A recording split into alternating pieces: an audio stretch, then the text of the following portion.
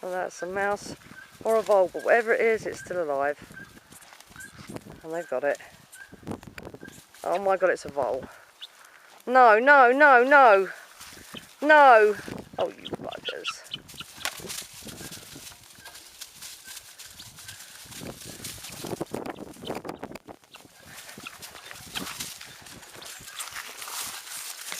Oh, you sod. Where'd it go? Oh, there's the poor little thing.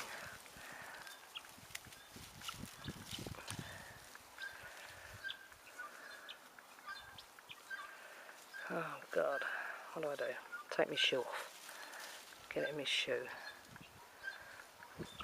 Get you into safety. Now we get into safety. Go on, away you go. Keep going. Keep going. Keep going. Go on, under the bath, somewhere. Wherever. Right, let's chase these sods out of the way. Not the voles! Kill the mice, not the voles. Go on, get away from there. Go on, disappear. Go away.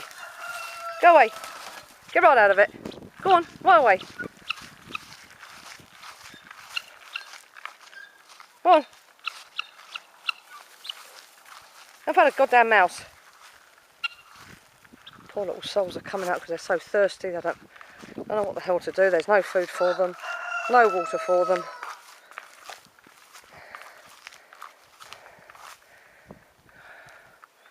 Don't know how injured it was. Looked to be moving okay, but careful where I tread.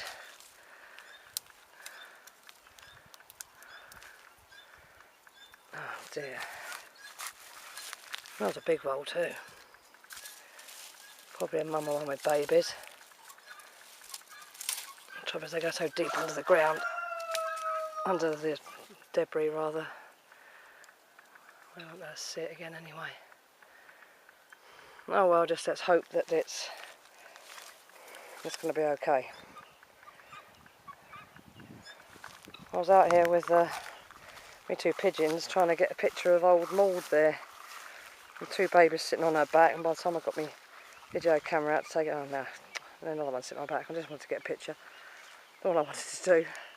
And I heard squeaking going on, what on earth was happening? Turn around and there's the pintards the guineas with the vole. They did bash it a few times though, so it won't exactly be feeling 100%. And they've got evil beaks as well. I'll just have to see if I can try and find it to make sure it is okay. Well, I guess the vole wasn't meant to be, because they've got it again. This time it's dead.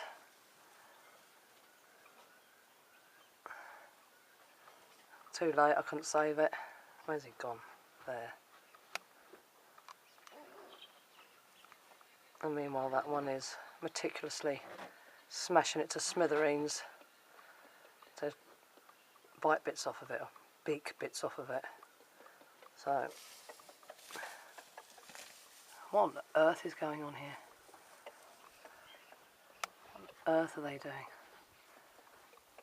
It's definitely the same vole. Oh, missed it. There we are.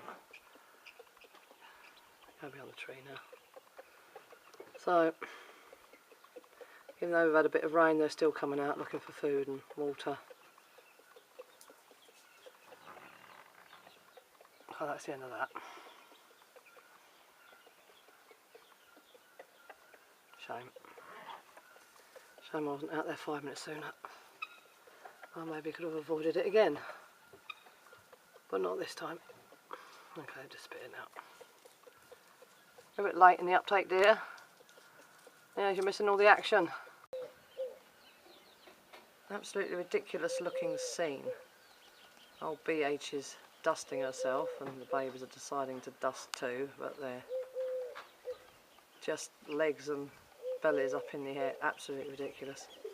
She keeps catapulting them into oblivion by kicking up the ground so they don't go out of the way. Then they get underneath her and she fluffs them out with her wing and knocks them flying. Absolutely ridiculous. They look so silly. They really do. Well, one of them got the idea there, but the rest of them were just sort of laying on their sides, just kicking their feet in midair and going nowhere. Like that one there. I know the rooster's going to get in the way.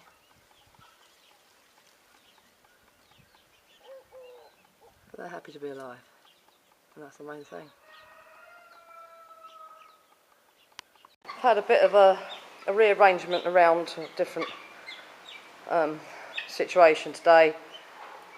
The poor old no toes or BH in the caravan was having a fit.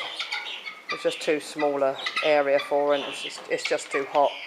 So I decided to take the bull by the horns and put her out here with her babies, with the other two females, and hope for the best. And I knew the guineas would all get on together and there wouldn't be a problem there, but I wasn't too sure about the females because old broken shoulder hounds, poor old no tail here, and I thought she would probably hound BH. No toes. I say no toes because she's the last remaining survivor of Maud's babies last year, and she has got a damaged foot. She's not quite no toes. No toes actually died.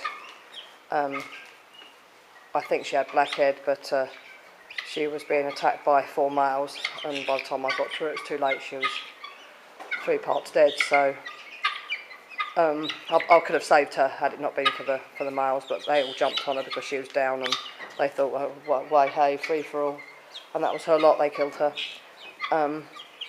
So she was obviously sickening for blackhead, but as I say, she was fine that morning. By that afternoon I came out, she was down, they jumped on her, and I was actually there. I managed to get them off of her straight away, but of course I don't know how many times I jumped on her before, and brought her straight into the house, and she was dead within about 15 minutes of me bringing her in, so that was the end of her.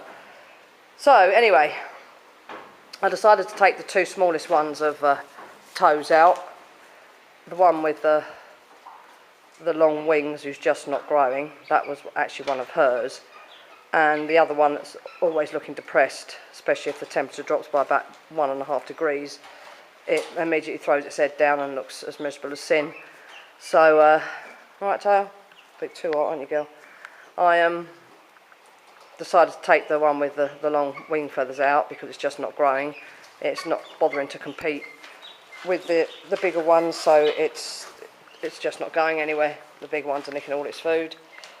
So I took the decision to take that out, and then I was umming and ahhing about the one that's always a bit looking depressed, and I thought, well, if that comes out here and again has to compete for food and doesn't bother, and I come out either this afternoon or tonight and find it dead, or tomorrow morning and find it dead, I'll never forgive myself. So I thought, don't think about it, just take it out, put it with a hen, along with its brother or sister, one with the long wing feathers that isn't going anywhere, and be done with it. Finish it, just leave it like that, put it with a hen. So I did that. Neither of them were very happy about the situation. He's running around with a piece of hay. What's a silly ass. Neither of them were very happy about that, but tough. And then I promptly brought toes out here with this lot. I'd already let them out. Broken shoulder and tail, they'd already been out for half an hour or so. So I just herded them in here. The other 2 came to greet toes, and everything was fine. I thought, lovely, no worries. The guineas all herded together as they do.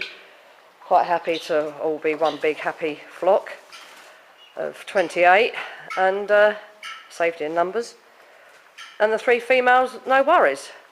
But I was waiting for old Broken Shoulder to have a go. Anyway, after about 5 minutes, Broken Shoulder decided she was going to knock the proverbial out of BH.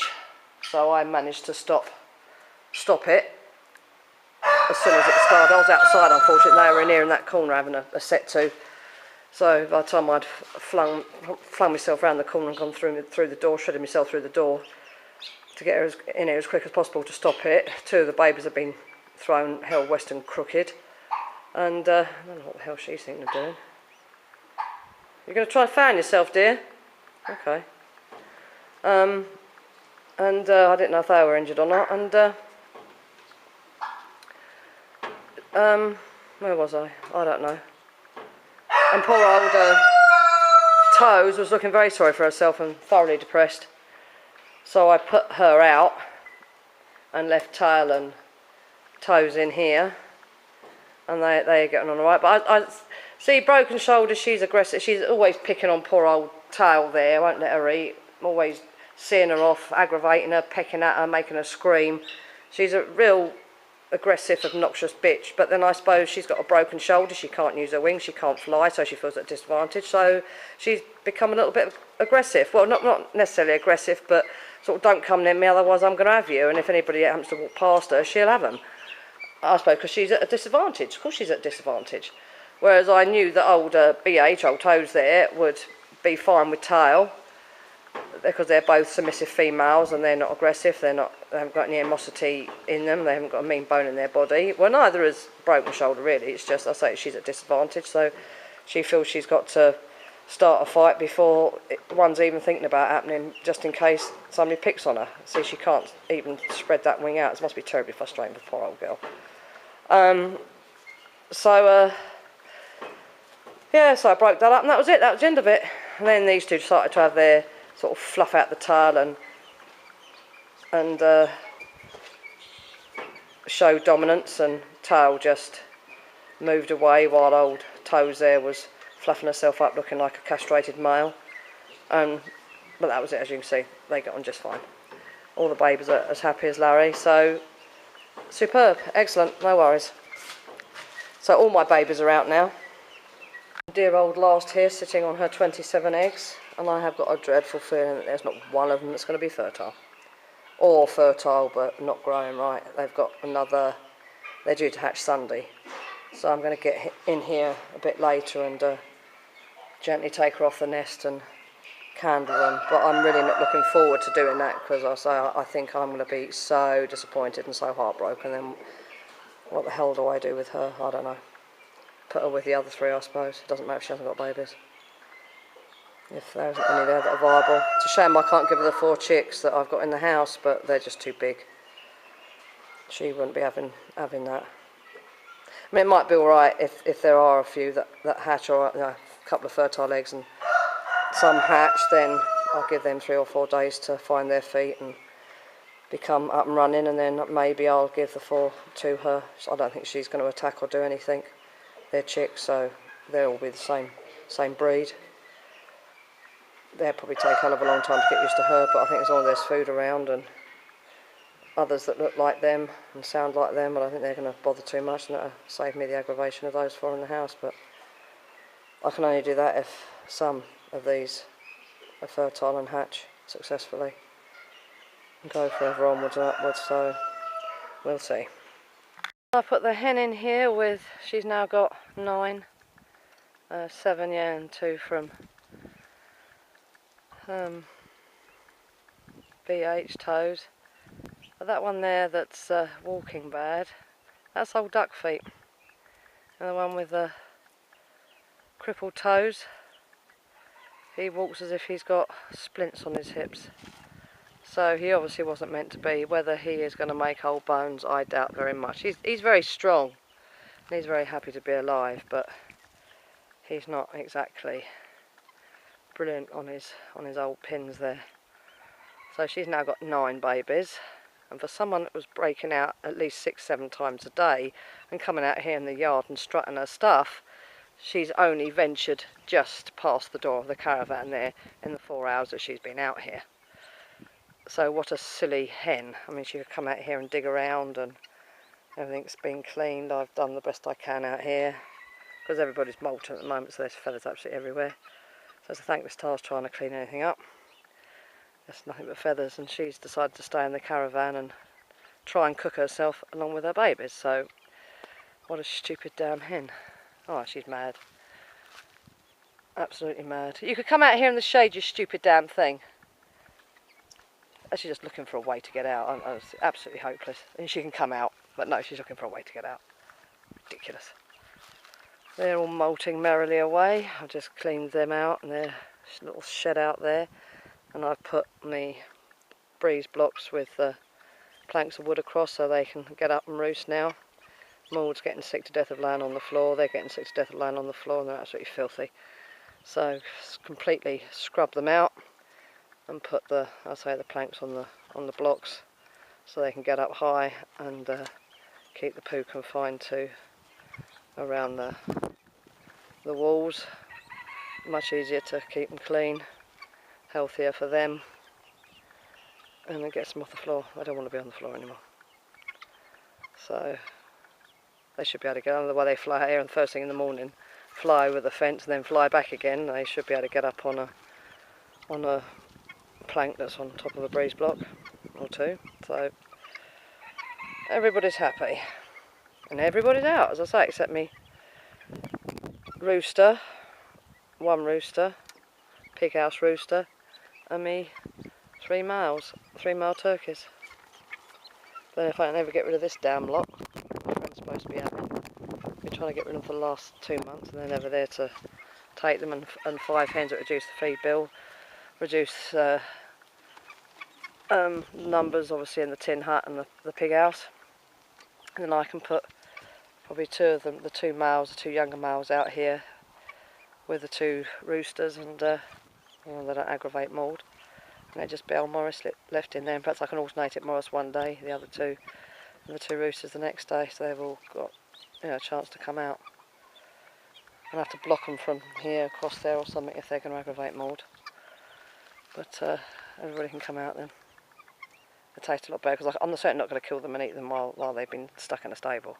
They'd be disgusting, the meat. So they need fresh air, sunshine and natural food.